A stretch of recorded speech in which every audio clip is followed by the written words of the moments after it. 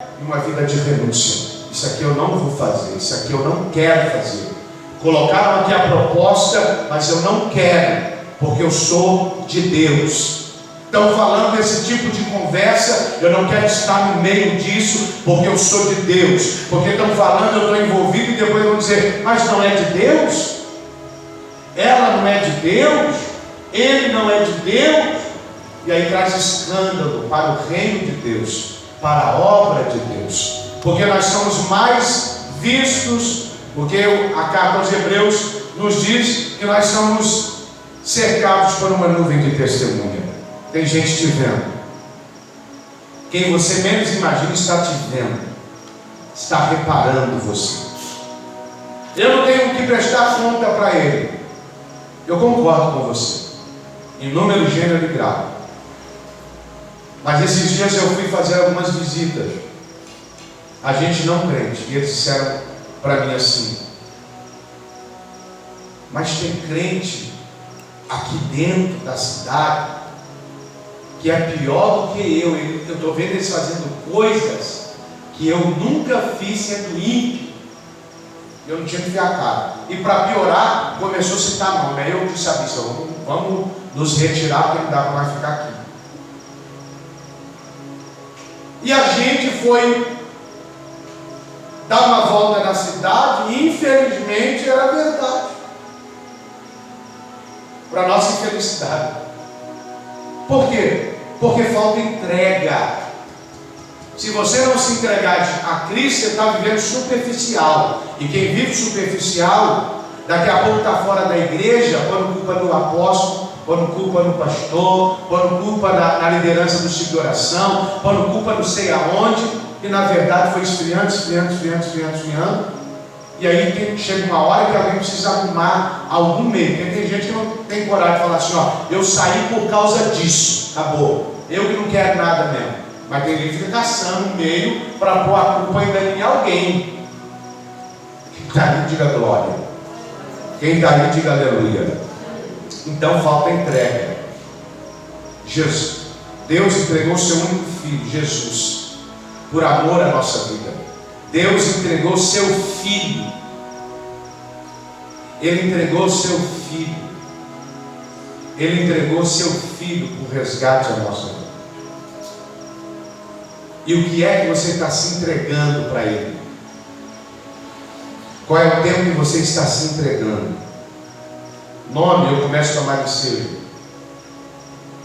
vivendo infidelidade e deslealdade. Tem gente que é infiel ao seu Deus. Esses dias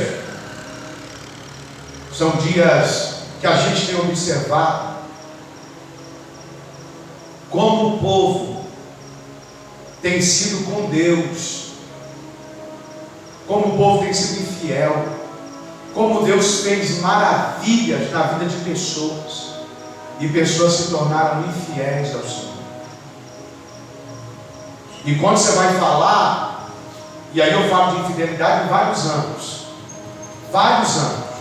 infidelidade na oração, infidelidade em ler a Bíblia, infidelidade em cultuar, infidelidade em ter empatia para alcançar uma alma, infidelidade.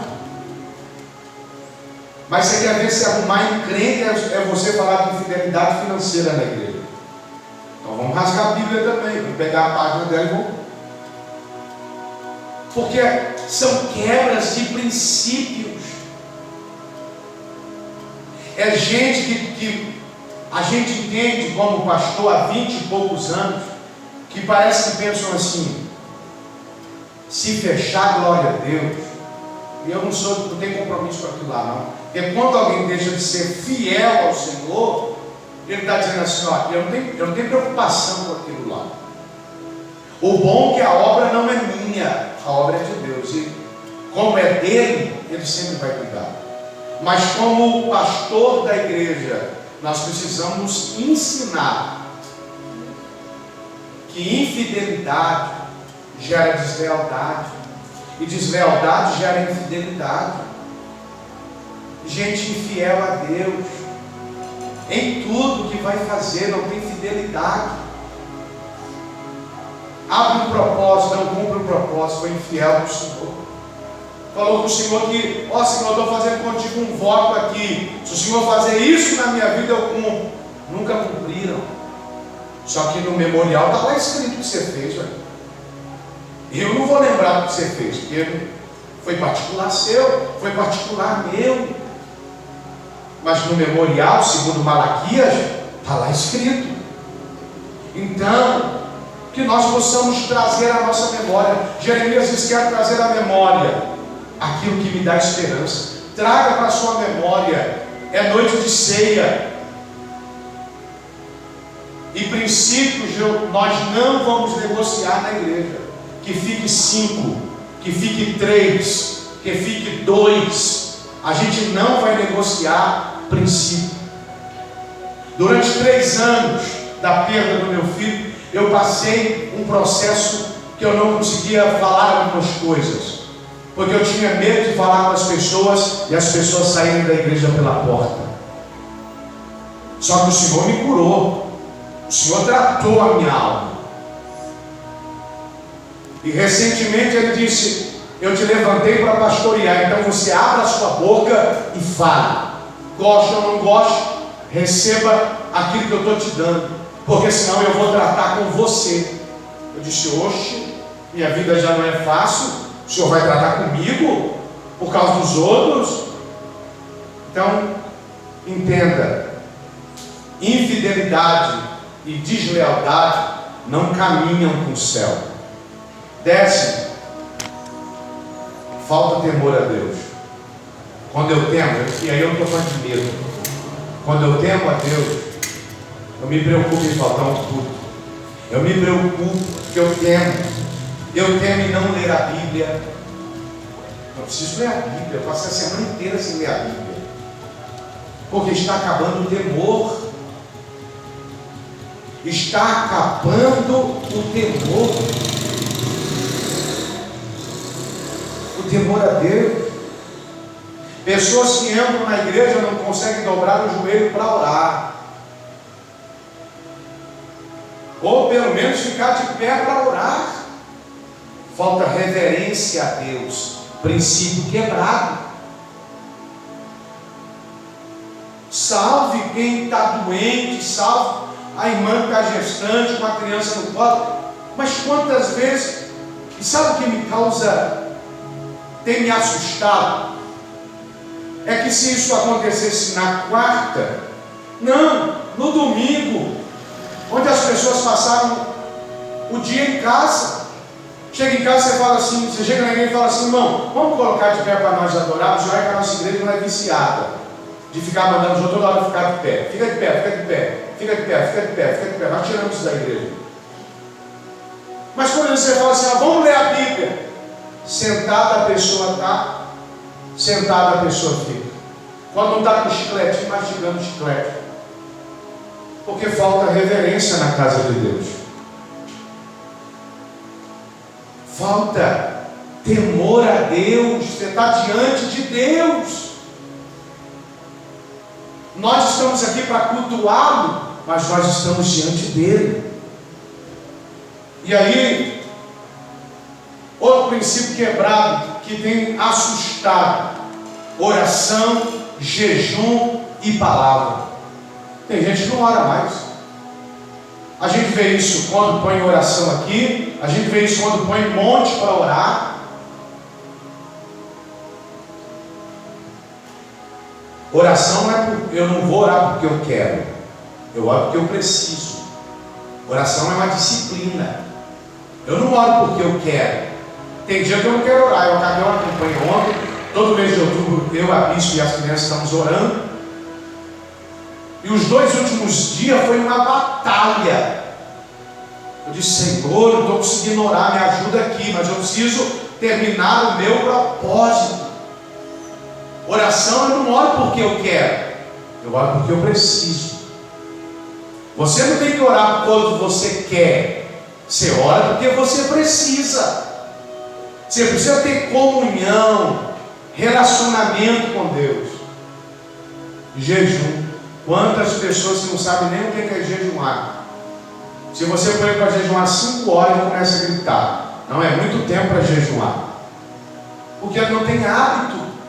Ela não tem hábito. Mas gasta 5 horas no Instagram, 5 horas no WhatsApp, 5 horas nas redes sociais e não consegue gastar 5 horas sem um coffee break, sem um copo d'água, sem a marmitinha. E como é que você vai mortificar os membros do seu corpo? Como é que você vai ter conexão com o mundo espiritual? Não vem com essa conversa que você tem conexão, porque não tem. É a Bíblia. A Bíblia diz que quem não ora, jejum e lê Bíblia tem conexão. Quem não tem isso aqui não entende o mundo espiritual, irmão. O mundo espiritual se manifesta. Quem é espiritual diz: olha, o adversário está agindo aí, está por detrás disso. Agora, quem não tem conexão, fala: ah, isso é normal.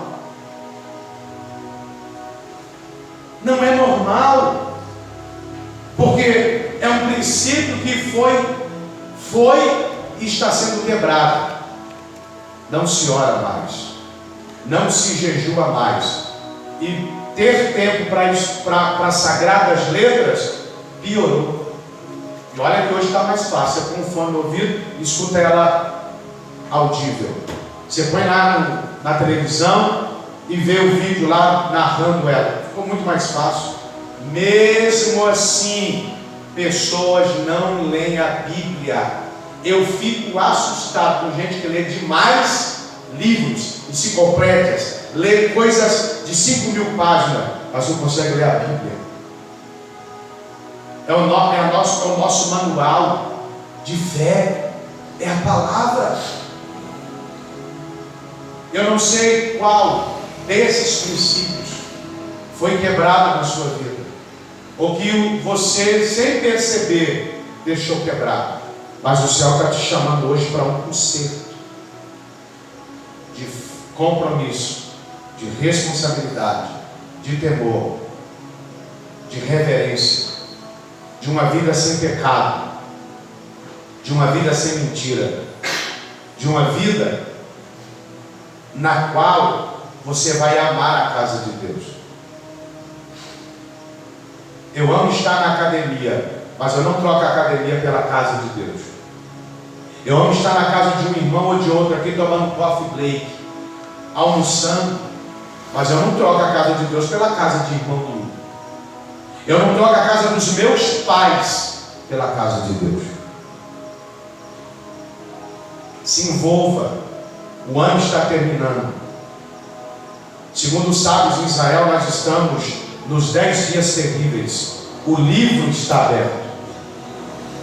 E sentenças podem ser revogadas, ou tudo aquilo que você planta, você vai colher 10 vezes. Quando a gente não ouve, quando a gente não é ensinado, a gente pratica, e muitas vezes o mal não vem sobre nós. Mas essa igreja é ensinada sobre Yom Kippur. Essa igreja, desde 2016, é ensinada.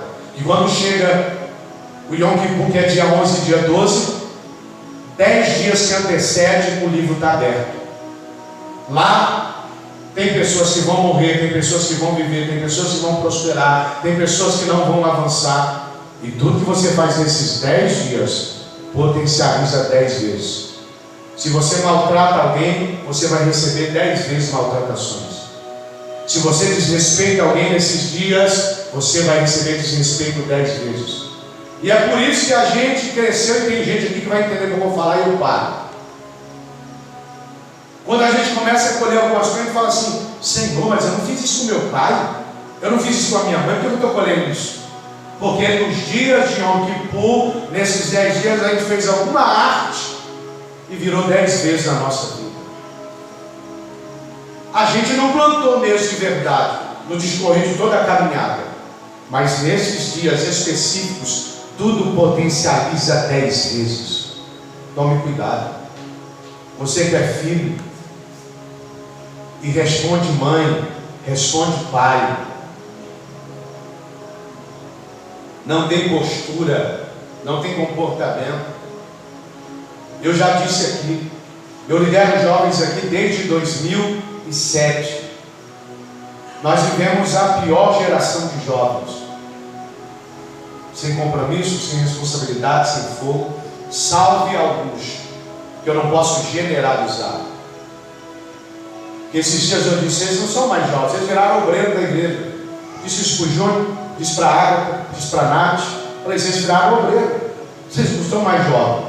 Porque tem coisas que vocês estão fazendo que outros deveriam estar fazendo. Mas falta responsabilidade, falta compromisso. E para mim orar por você. E se esses princípios estão quebrados, e se não houver conserto, você vai ficar sem fazer nada aqui dentro. Porque eu não vou negociar. É princípio. Porque aí eu sou injusto, porque as pessoas estão nos vendo. Quando eu faço algo errado, alguém está me vendo. Eu brinco direto que eu não posso nem brincar em errar. Que alguém diz, apóstolo. Se eu estava lá em Apucarana, alguém gritou lá do outro lado. E se eu tivesse fazer coisa errada, eu estava ralado. Que bom que eu não faço. Então entenda, não quebre o princípio. Você vai gerar problema para a sua vida. Tem gente que saiu da casa do Senhor, está lá no mundo, sem força, tentando tirar a vida, vivendo uma vida toda torta, pior do que vivia antes de conhecer Jesus, porque quebrou princípios. Não quebre princípios. Eu estou aqui com amor te ensinando, não quebre princípios.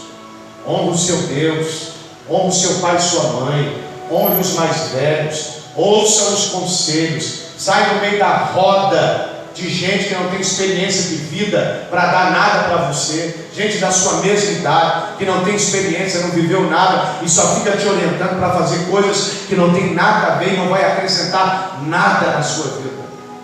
Se coloque sobre os seus pés. Você que vai ceiar,